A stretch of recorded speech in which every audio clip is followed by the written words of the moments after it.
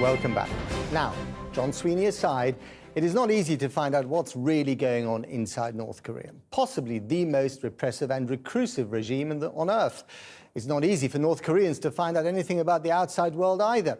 But people are managing to catch a glimpse, from foreign soap operas on television to smuggled films on DVD. All this new information, including phones, are prompting the first rumblings of change, as our Asia correspondent John Sparks has been finding out.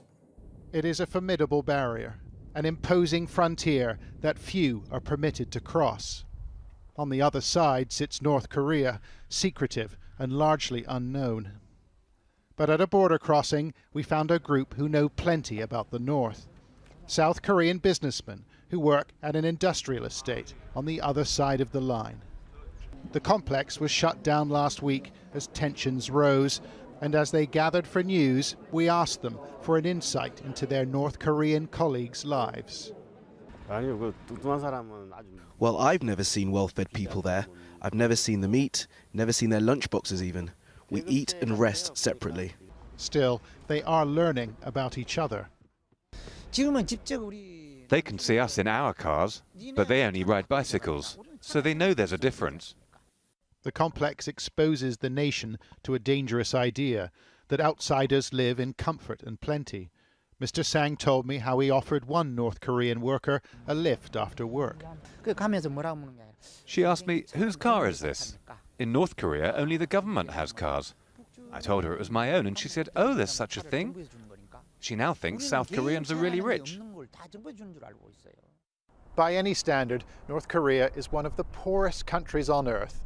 But that's not something people there were aware of. How could they be? Their government has kept them in the shadows for decades. But something really important has happened of late. The North Korean regime is no longer in total control of the message. It's called Autumn Tale, a glamorous soap opera from South Korea.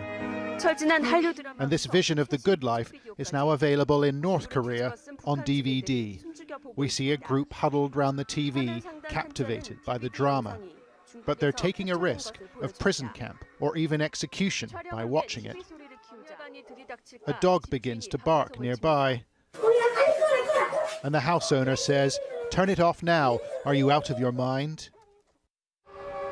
And there's plenty of material on offer from neighbouring China. A recent defector from North Korea told us that DVDs are flooding in. She asked us to keep her identity hidden to ensure the safety of family members still inside. The videos are distributed around the market. I'd buy one, then exchange it for another with a friend. But there's only 1 hour of electricity a day. Sometimes it's in the middle of the night, so we'd leap out of bed to watch the DVDs. In this totalitarian state, where the details of daily life are decreed, this seems a dramatic change. Mass culture now seeping through the bamboo curtain. 21-year-old Ju Chanyang watched videos in secret, her dreams nurtured by the glamour of the outside world.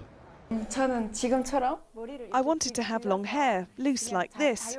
I'd been to high school and university, but you're not allowed to have long hair. But frankly, I'd been watching South Korean movies.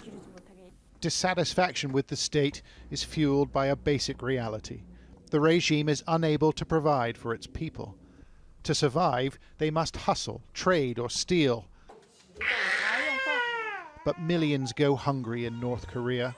In its latest assessment, the UN said 28% of children were severely malnourished. After I got married, we didn't have enough money. I realised what real poverty was. So I started selling clothes from China. It was illegal, but it's the only way we could survive. But Ms. Sun had a secret link with neighbouring China. Her sister had recently fled there, and she smuggled her a mobile phone. This new source of information had a powerful effect. I started to envy my sister's life, and I wondered if I could live like that too. I couldn't talk long, it was too dangerous, but I built up a fantasy about their lives. It's Sunday morning in Seoul, the South Korean capital, and the public are summoned to church. In a nondescript block, the Reverend Kang Chol-ho ministers to defectors. He is a defector himself, in fact, but he has fewer members in his congregation this year. The regime has made it much harder to flee since its new leader, Kim Jong-un, came to power. Defectors in the north are making phone calls and feeding information to the north, and Kim Jong-un is afraid. The reason he is threatening the world is to try and unify his people. It has nothing to do with a real war. The regime's greatest threat, not the bombers and guns perhaps, but the way people live on the other side. It is a powerful draw that can no longer be hidden from North Koreans.